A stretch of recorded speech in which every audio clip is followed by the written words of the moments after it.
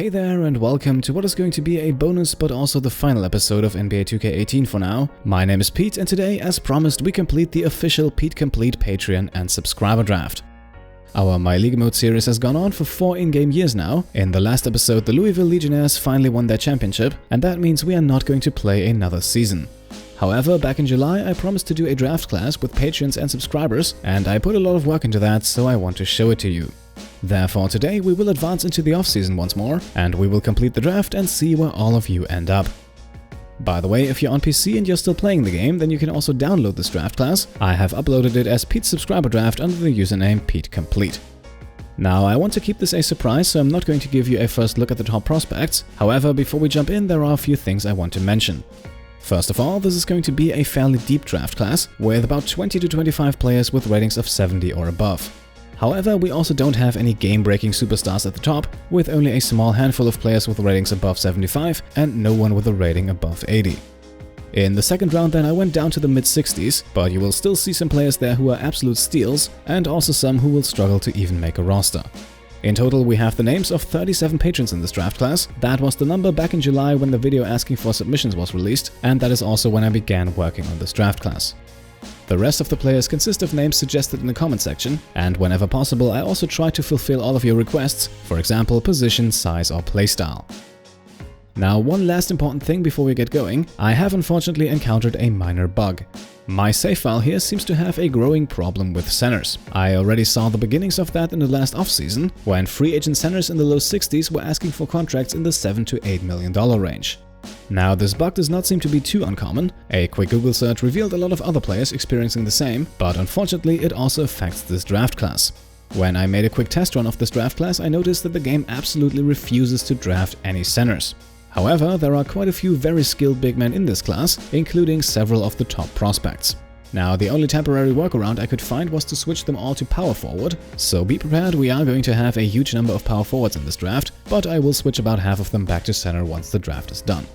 Luckily, this did not have a huge effect on the individual players' ratings, so the order in which they are drafted should remain about the same. And with that, I think we're ready. Let's jump into the offseason one final time, and let's have a quick look at the retired players. The most notable names here are Zach Randolph, Tony Parker, Dwight Howard and Monte Ellis. Somewhat surprisingly though, only Dwight Howard gets inducted into the Hall of Fame, an accomplishment that Tony Parker definitely deserves as well. Now, Parker at least gets his number retired by the Spurs, and so does Howard for his stint with the Magic. Now, I skip past the league meetings and realignment. We have no rule changes this year and are now ready to have a look at the draft lottery. And we immediately jump to the final results, with the first pick this year going to Toronto, the second one to Denver and the third one to New Orleans. The Magic then pick 4th, but they also have the 13th pick, and after securing themselves not only the championship but also the best regular season record this year, the Legionnaires will pick last. However, before we can jump into the draft, our next job is staff signing, and this year this is an important task, because as you can see, 4 of the 6 positions on the Legionnaires staff have opened up. And especially for the head coach position, I think we could use some change. Jake Thomas here was our head coach for the last 4 years, but his ratings are mediocre at best and he's also not going to get better, so if an upgrade presents itself, we'll gladly take it. Alright, here we are. Sadly, we did not have the cash to go after big name coaches like Steve Kerr or Brad Stevens, but I still found a very suitable candidate in Otis Newman. Newman now becomes the Legionnaires' new head coach on a 2-year deal, while the remaining 3 positions all see returning employees, as Dirk Nowitzki returns for another 2 years as the team's assistant coach, Don Carter joins us for 3 more years as the head scout, and Jimmy Lynch signs a 3-year deal as the head trainer. And with all of that out of the way, I think it's now finally time to jump into the draft. Once again, I skipped a few steps here in order not to spoil anything. I want you to be excited for if and when your name pops up. Of course, I couldn't fit you all in there, but 64 of you will get their names called up in the moment, so let's jump in and see who makes the cut. Alright, here we are, Toronto with the first pick, and they draft a patron, Brian Goodman, listed here as a power forward, but he's one of those players who's actually a center, and very likely also the best one in this draft. Goodman has a tremendous post-game already, but is also a very good defender. On top of that, he's only 18 years young, so he still has a lot of room to grow, and he definitely also has the potential to do so. Up next, we see another patron selected by the Denver Nuggets in Wade Crane, a 6'6" point guard, very athletic, a prolific scorer, not necessarily the best playmaker available, but still more than capable of running the point, and without a doubt a very safe bet as the 2nd overall pick.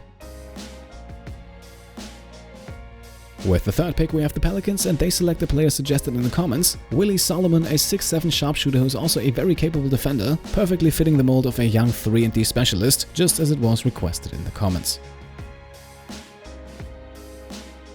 With the fourth overall pick, then the Orlando Magic select Patron Autumn Memrak, a true 7-footer. I made him from Lithuania. Pretty sure though that you're not from there. I simply wanted to add some international variety. And this guy once again should actually be a center, and a very offensive-minded at that. A skilled inside scorer with a very good mid-range shot. Not the best rebounder and also a bit of a liability on defense though, but also only 18 years young, so there is room to develop.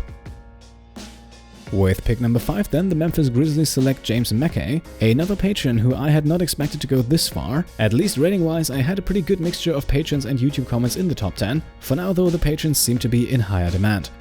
The 6'5" Mackay here is a scorer through and through, a reliable shooter, a very good slasher. It remains to be seen what his secondary position will be, because he is a bit undersized and not a good defender, so the small forward would not be ideal, but he's also not a good enough playmaker yet for the point guard, and then again he does have a pretty decent post game for a guy his size, so there is definitely some versatility there, but again mostly on the offensive end.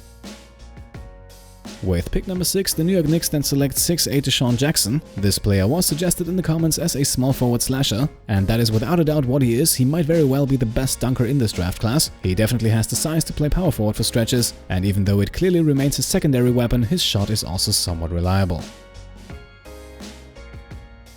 With pick number 7 then, the Charlotte Hornets make what I would consider a bit of a steal. The German power forward Mark Bentner was projected to go a bit higher than that, and with good reason, because offensively he might be the most gifted big man in this draft. The comments suggesting him draw the comparison to Dirk Nowitzki, and there is definitely a lot of that in Bentner. He is very likely the best mid-range shooter in this draft class, also possesses a very healthy three-point shot, and his post game, especially his fadeaway, is a thing of beauty as well.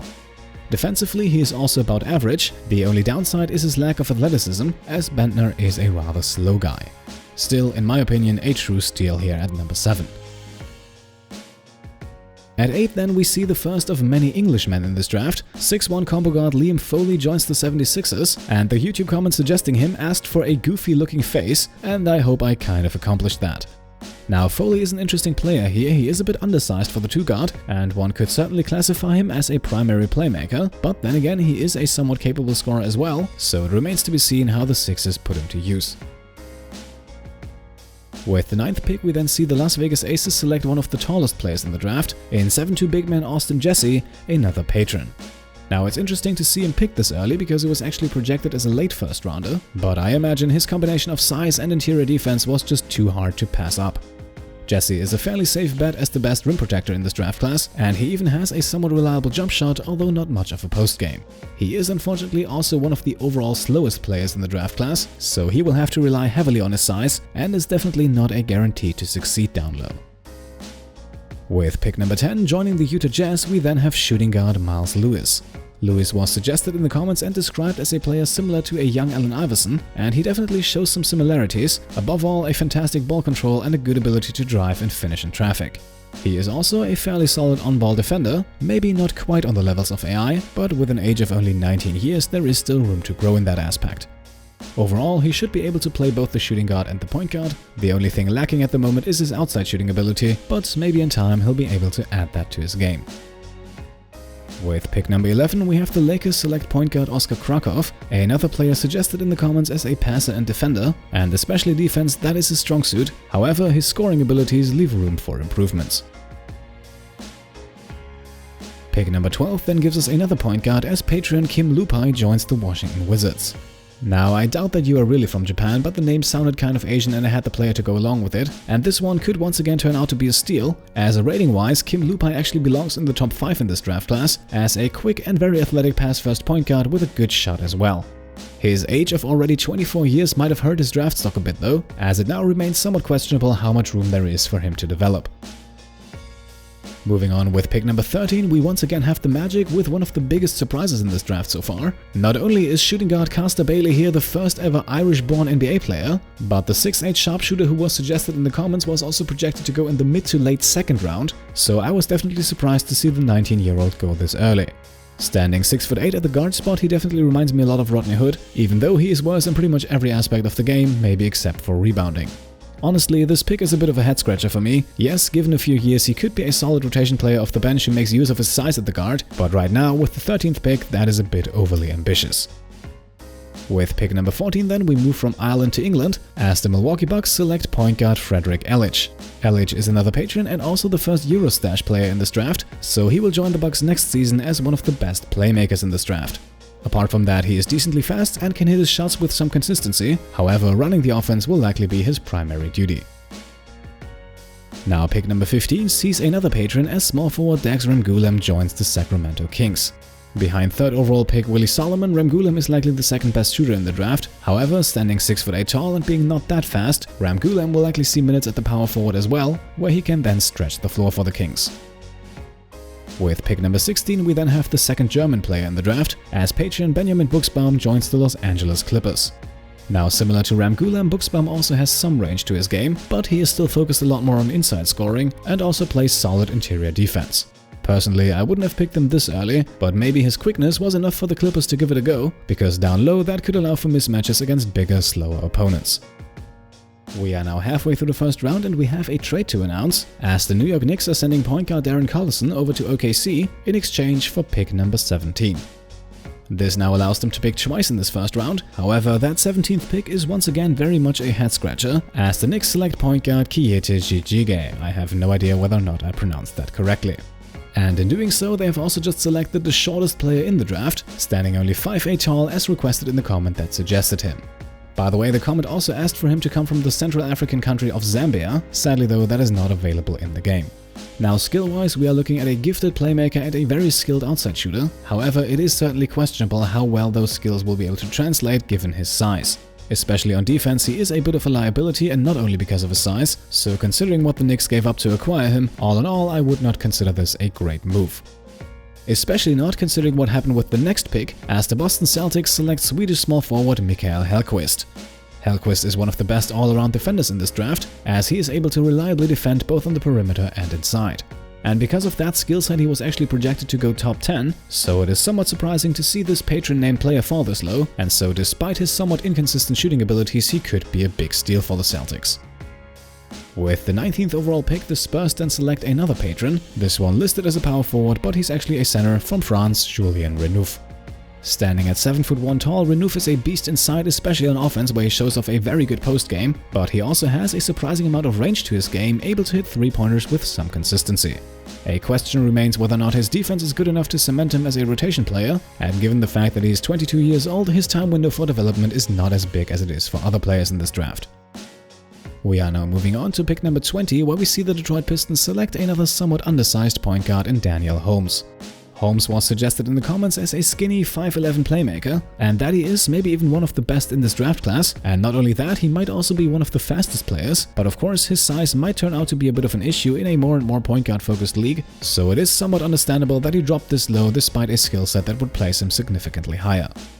With the 21st pick, it's then the Portland Trailblazers selecting small forward Rocky Dennis. Now, the YouTube comment suggesting him requested a glass cleaner, and that is definitely his strong suit with a high vertical that should hopefully be able to make up for his slightly shorter frame. With pick number 22, the Houston Rockets then select point guard Samuel Wenzor, another patron who excels as a two-way point guard with a very good drive to the basket and excellent on-ball defense. With the 23rd overall pick, we then see the Dallas Mavericks select Justin Gwynn, a small forward sharpshooter based on another patron, however a fairly one-dimensional player at this point and also already 23 years old. Pick number 24 goes to the Pacers and they select Julian Conway, another center who is listed as a power forward here and who was also suggested in the comments. Conway is an excellent inside scorer and could be a steal this late in the draft, especially since he's also able to hold his own on defense. With pick number 25, we move to Atlanta as the Hawks pick Griffin Jones from Australia, another player based on a patron and once again one that is actually a center. Now, Jones is a young and very raw talent. He is very athletic and can dunk all over the place, however there are some concerns whether or not he will be able to develop any sort of game around that.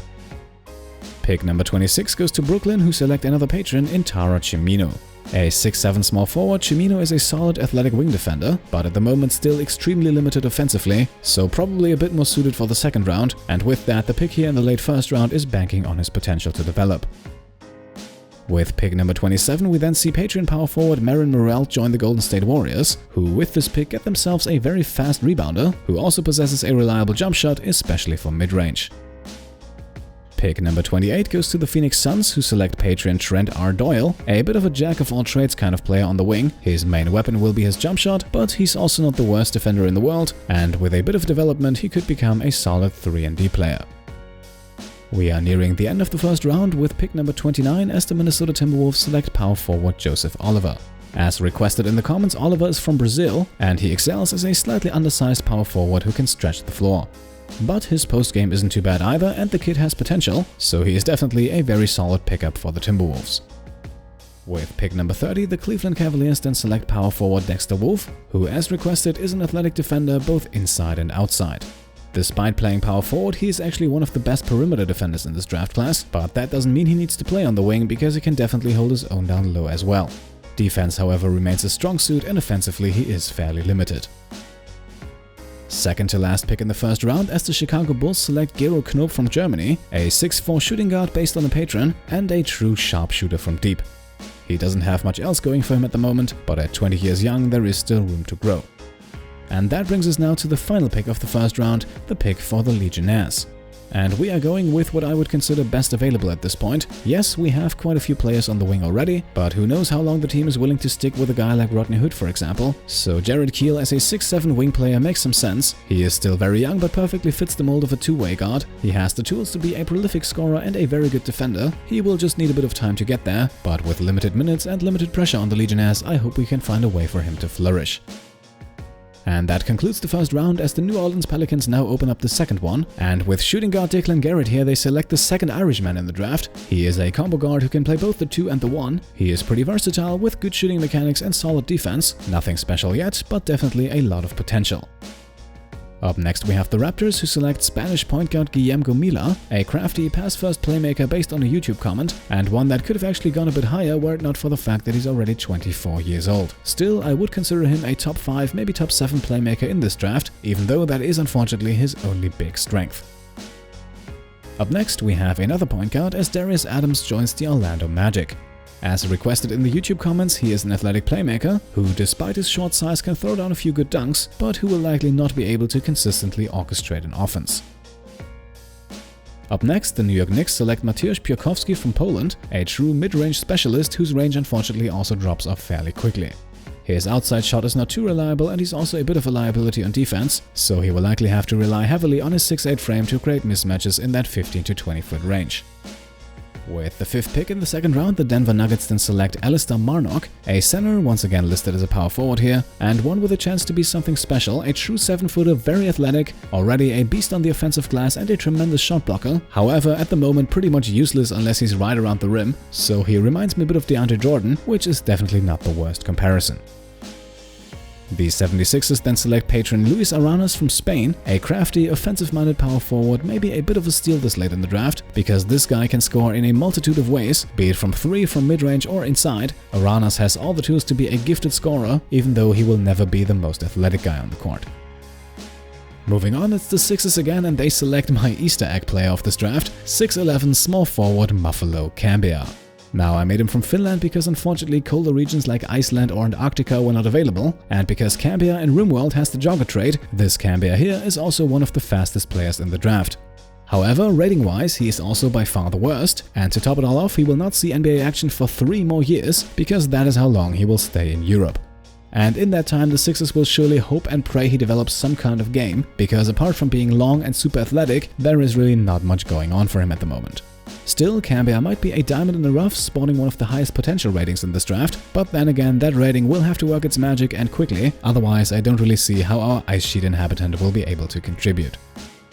The Charlotte Hornets are up next and they select Enzo Posti, a shooting guard from Italy, and just as it was requested in the comments, he kind of resembles Andre Robertson a bit. A fantastic defender, no doubt about that, but his shooting ability leaves a lot to be desired, and so for the moment his impact will likely be only on one end of the court. With the 9th pick in the second round, we then have Amit Banai from Israel, a point guard as requested who now joins the Utah Jazz as a fast, energetic playmaker. With the 10th pick then, the Las Vegas Aces select the tallest guy in the draft, as 7'3" big man Marcin Zolotar joins the team. However, not right away, because this Patron-based player will stay in Europe for one more season, after which he could then prove himself to be one of the better rebounders in this draft. However, considering his size, that is not too much of an accomplishment. Up next, we go back to Utah as the Jazz select Patron Eric Steele for the shooting guard position. Steele is a highly athletic guard, maybe one of the best dunkers in the draft. He does not have much of a shot yet, but the potential to develop one, and the physical tools are definitely there already. The Lakers then select center Ben Plater from England, listed here as a power forward for the reasons mentioned already, and in my opinion definitely a steal this late in the draft. Rating-wise, he's a top 20 player in this draft class, a true 7-footer with good inside scoring and high potential, also not too bad on defense, so he should be able to help out the Lakers right away. Plater, by the way, was based on a YouTube comment. This next guy here, meanwhile, is a Patron again, shooting guard Alistair Hurst, who now joins the Sacramento Kings. He is more or less a pure sharpshooter, not yet elite from deep, but definitely good enough to knock down his fair share of shots. Moving on, the Bucks now select Brew Baker, who is based on a YouTube comment, and who, as requested, is a 5'10" point guard who can do a little bit of everything. He doesn't have anything that he's really good at, but he can shoot, he can drive, he can pass, and his defense is also at least passable. The next pick goes to Portland, and they select Patron Julian Link at the power forward, and he is definitely not your typical inside big man. He does have a bit of a post game, but he is severely lacking in the strength department, and his biggest offensive weapon is his outside shot. So Link here is mostly a floor stretcher, however he also has a bit of a nose for offensive rebounds. Halfway through the second round, we now continue with the San Antonio Spurs, who select Patron Anthony Hopper. Hopper is another 7-foot center who I had expected to go a bit earlier than this, primarily because he's an absolute force around the rim, a strong, muscular guy who can grab rebounds and protect the paint, and also finish the occasional lob. And the Celtics follow suit immediately with another big guy. Patron Joshua Bauman gets selected with pick number 17, and his skill set is somewhat similar. A strong rebounder, a good post defender, not as much of a bruiser inside, but therefore a bit more gifted when it comes to his shooting abilities. And big men seem to be in high demand as the Thunder select the first and only Russian player in the draft. 6'10" power forward Vitaly Mikhailov joins the team, and as requested in the YouTube comments, he has very long arms, and that also makes him a very capable rebounder and shot blocker. With pick number 19, then the Clippers select point guard Corey Mishik from Canada, another player based on a YouTube comment and a shoot-first point guard, all around simply a very good shooter who is likely to take his opponents off the dribble, but also capable of going all the way and finishing at the rim. Up next, we have the Trailblazers again, selecting small forward Gurno. Yes, that name was the best I could make out of your Patron username, and the player behind it also looks very intriguing. Not only is he a very capable shooter from mid-range, but for a forward of his size he's also pretty fast, which hopefully translates into a lot of easy baskets. With the 21st pick, the Detroit Pistons then select Patron Michael Talpas, a 6'9" power forward who excels as an interior defender, but who also possesses a sneaky good mid-range shot, good enough so that he demands some attention on offense as well. The next pick then based on another YouTube comment, as the Houston Rockets select point guard Carlos Gutierrez from Uruguay. As requested, he is a 6'3" playmaking slasher, very capable when it comes to getting to the rim and finishing with layups, but also solid at running the point and setting up his teammates. Moving on, with pick number 23, we have the Dallas Mavericks, who select, and I'm almost sure I will get this wrong, Sagana Agwegbu from Nigeria. Now it says here he's from Maryland, but I checked and he's actually from Nigeria in the draft class, so that stays true to the YouTube comment he's based on, which also suggested him to be a limber athletic player, and that he is with long arms, solid speed and a high vertical, and also with the beginnings of a pretty solid jump shot. Looking at his potential, this guy might very well be a diamond in the rough, and so I think the Mavericks made a very good choice here. Another good choice then, that's Patron Shane Thacker, who goes to the Indiana Pacers. The center, who is listed as a power forward, is another one of those inside presence big men. A strong guy, very good shot blocker, but pretty limited offensively. We are moving on to the last few picks of the second round, and at number 25, the Phoenix Suns select Patron Daniel Kala. This 6'6" shooting guard from Poland might be one of the top 5 sharpshooters in this draft, but that's also about all he's got going for him. The rest of his game, especially his defense, is pretty limited. With pick number 26, the Golden State Warriors are up next, and they select Patron shooting guard Nathan Moore. We are looking here at another well-rounded offensive player, not the best shooter but reliable enough, pretty quick on his feet and also good with his drive to the basket. His on-ball defense meanwhile is passable, but definitely not his strong suit. A bit more international flair then with pick number 27, as the Brooklyn Nets select Morty Williams from Norway. This player is based on another YouTube comment, and I would call him a 3&D shooting guard. He can definitely knock down his shots, even though that's mostly all he can do on offense, and on defense he is capable of holding his own on the perimeter as well. With pick number 28 then, the Orlando Magic select themselves patron Brian Miles at the power forward. And power, that is the MO for Miles, who is likely the strongest player in the draft, maybe a bit undersized for a big man, but he's going to bully his way inside, and he will throw down some nasty dunks if he gets the chance, including off of offensive rebounds, which he's pretty good at grabbing. That brings us to the final four, and we start things off with patron Liam Nordahl, a shooting guard who also feels very much at home at the point guard, a crafty playmaker but maybe not quite quick enough to hang with the point guards in the league, definitely a player who could have a bit of a hard time finding his role, but also one who could very efficiently run an offense. With pick number 30 then, 2K screwed me over a bit. This guy, Sergei Kasparov, was not originally part of the draft class. If you download it yourself, you will not be able to find him. He simply appeared out of nowhere with a pretty bad 57 overall rating, apparently good enough for the Bulls to pick him up, but not good enough for us to talk more about him. Instead, we continue with the second to last pick, another center listed as a power forward in Owen Glover. The 6'11 Glover is primarily an inside scorer, and that is really about all there is to him. He doesn't really have a good shot, he's not a great defender, he is passable but not great on the glass, and he's also not super athletic. So picking him this late, definitely the right choice by the Cavaliers. And with pick number 32, the final player selected in this draft, another patron, Roderick S. New. At 7'1", he is of course a center, and the Spurs seem to like those, as they now acquire another inside presence who works primarily as a shot blocker. And with that, ladies and gentlemen, this draft is completed. 64 players have now found a new home, and congratulations once again to patron Brian Goodman for being selected first overall. Our pick Jared Keel only landed at number 32, but we are going to sign him regardless. Having a good two-way player on the team has never hurt anyone. One more quick thing then, because I think it's a no-brainer, we will of course accept the team options for Flanders, Bamba and Dennis. There is no way we're letting these guys go anytime soon. After all, they might very well be the core of the franchise for years to come. Speaking of which, this is now the point where this series has officially reached its end. Technically, that was already the case in the last episode when we won the championship, but I simply couldn't let you go without this one. I hope you enjoyed this little draft day special. I certainly did, even though it took me quite a while to edit and finish the thing. But we are now wrapping this series up once and for all. New adventures await. I have a few things on my mind already, but you'll probably be able to see that for yourself soon enough. For today, again, I hope you enjoyed the episode. If you did, then I would be happy if you could leave a thumbs up. And if you want to support the channel further and see where we go next, then you can either subscribe if you haven't already, or you could also support the Pete Complete Patreon and get your name in one of the next series. Thank you all for watching, and I'll see you next time.